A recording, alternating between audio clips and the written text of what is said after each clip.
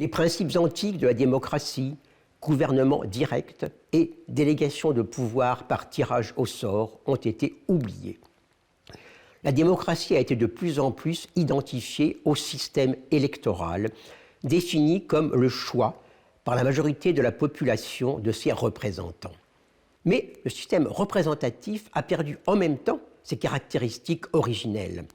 Il exigeait en effet une proximité entre les représentants et ceux qu'ils représentaient. Les représentants ne devaient pas être des professionnels de la politique, mais des citoyens semblables aux autres, à la différence près de leur talent. Et ils devaient être sous le contrôle permanent de leurs électeurs et toujours révocables. À l'inverse, dans la démocratie dite représentative, les représentants ont perdu leur caractère d'élite représentative de la société. Ils sont devenus simplement une classe de professionnels de la politique. Ce qu'on appelle démocratie représentative est donc un régime bâtard. Il joint deux notions qui sont en principe exclusives l'une de l'autre. Mais pour le faire, il dépouille chacune d'elles de ses caractéristiques propres. Le paradoxe est que ce régime bâtard est aujourd'hui appelé démocratie. C'est ainsi que la confusion s'est installée durablement. Et c'est cette confusion qui se manifeste aujourd'hui lorsqu'on parle un peu partout dans le monde d'une crise de la démocratie. On définit souvent celle-ci comme la perte de confiance des électeurs dans leurs représentants. Cette perte de confiance se manifeste par des phénomènes divers. C'est d'abord le progrès de l'abstention, c'est ensuite le développement de mouvements dits populistes qui dénoncent des élites coupées du peuple profond et prétendent être les véritables représentants de ce peuple abandonné.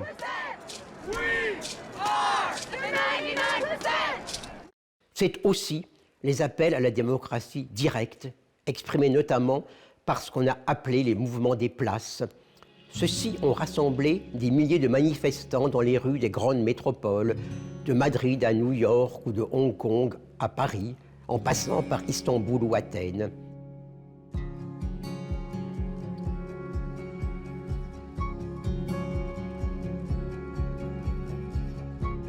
Les indignés réunis sur la Plaza del Sol à Madrid ont pris pour mot d'ordre « Démocratie réelle maintenant ».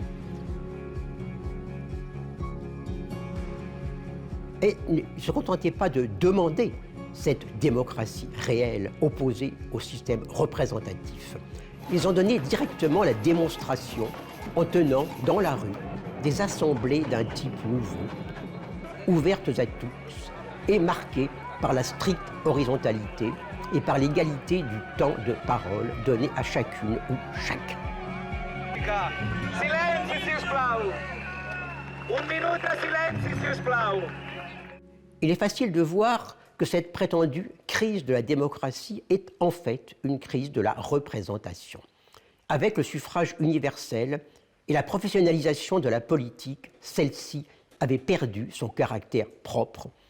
Elle y avait gagné en échange la possibilité de se faire prendre pour l'exercice de la démocratie, c'est-à-dire pour l'expression du libre choix des citoyens.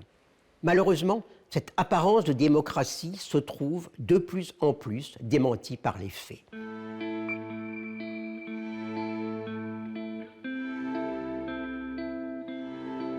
Dans tous les États dits démocratiques, le pouvoir est de plus en plus concentré entre les mains d'une oligarchie d'États. De plus en plus, les divers partis qui la composent adoptent les mêmes politiques, justifiées par la globalisation économique. L'opposition des programmes politiques, qui était censée déterminer le choix des électeurs, devient donc de plus en plus illusoire.